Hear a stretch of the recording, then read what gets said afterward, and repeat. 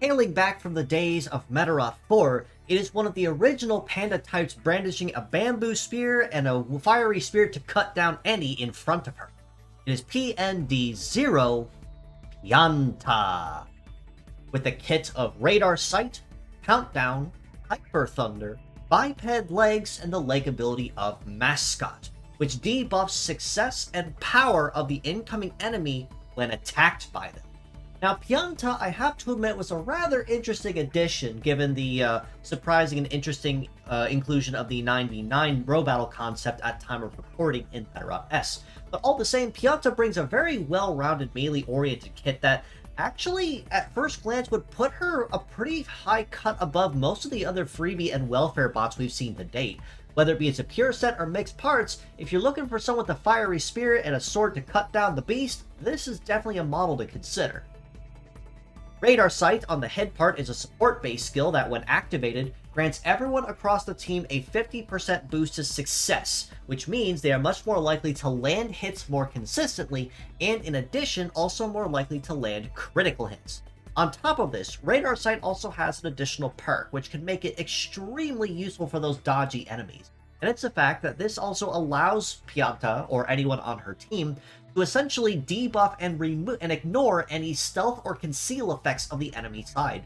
So if they're trying to stay out of your sight or trying to play the dodge game and try to wear you out over time, Pyanta says, "No sir, I see exactly where you're at, there is no hiding from me."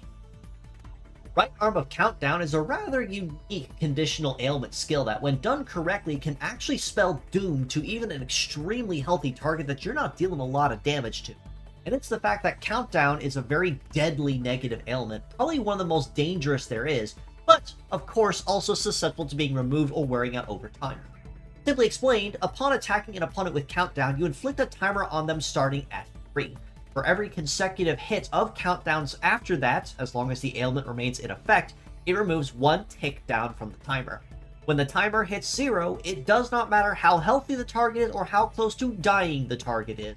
It is good night. There is no saving, there is no second wind, it is instant shutdown upon reaching.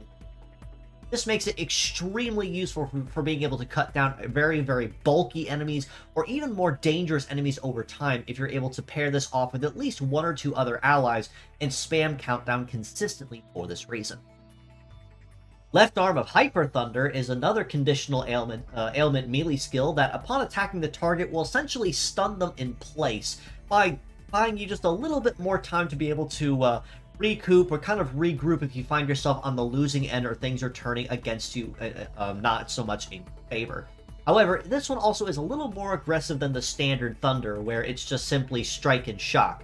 This one, on the other hand, hits notably harder and has passive pierce damage, which basic Thunder does not.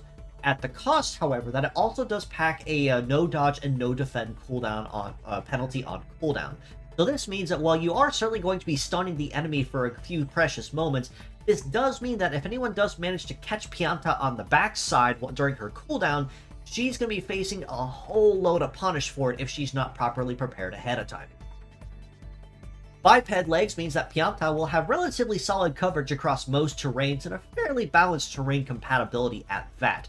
But it's also worth noting that compared to most other welfare models with biped legs, hers aren't necessarily terrible per se, especially with a base mobility of 755. This does mean that while she will be just a hair faster than most, she's still not quite going to be the fastest on. She'll be focusing mostly on rookies or newcomers that are just starting out more than anything else. However, she is also packing an evade of 873, which isn't too terrible. She's going to be focusing more on forward offense and aggression more than she is dodging or grazing, but she does recover it with a melee resist of 1454, which is very, very nice. However, she does also leave herself wide open to a shoot resist of 620. This means that while she can certainly hold her own up close and personal fairly well, any enemy snipers that try to take pot shots from her from afar are definitely going to be cutting this panda type down to size and making them far more in danger than they are. When it comes to armor, she's actually pretty well rounded as far as both not only welfare bots but also females in general tend to run.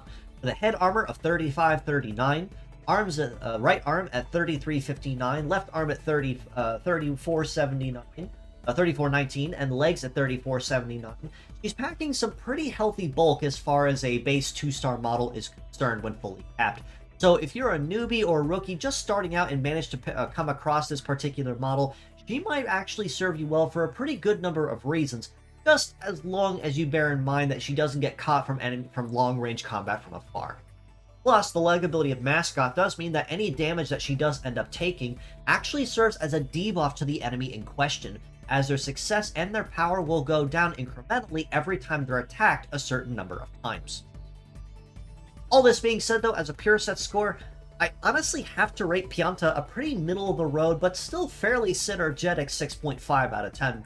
Radar Sight basically will fit with just about anything at a first glance, and it's a very user-friendly move that gives you a good buff and some extra perks on top of it, but she also has the ability to potentially kill off more powerful or dangerous foes if she's able to stab enough times with Countdown, and if she's finding herself on the losing end, she is also capable of stunning enemies and buying herself a few precious moments, just as long as nothing catches her under cooldown. As mixed parts though, I do have to rate her notably higher at a 7 out of 10. While Radar Sight is most certainly nothing any particular special, it's just basic success boost and enemy conceal stealth removal, and her legs aren't necessarily the greatest quote-unquote, she's still relatively not bad as a beginner-friendly model, especially as a user-friendly one for rookies or new players, and especially given the fact that she has access to Countdown non-heavy at that. Most other variants of Countdown that we've seen in the game so far have been actually on the heavy end and require a heavy slot to use. This part in particular means you can have a whole lot more flexibility of being able to cut down those more dangerous foes a whole lot more safely without having to factor weight into it. And while this most certainly does also give access to Hyper Thunder just as easily, even though it is heavy, that does give you something to bear in mind. However, it is also worth noting to just be slightly aware of the fact that with success stats just under 1,000 here, just barely, but not quite there, it does mean that she isn't going to be the most accurate while she's on the field. So a little caution is advised if you plan to make use of Countdown or Hyper Thunder once you have a hold of Pyanta in your party.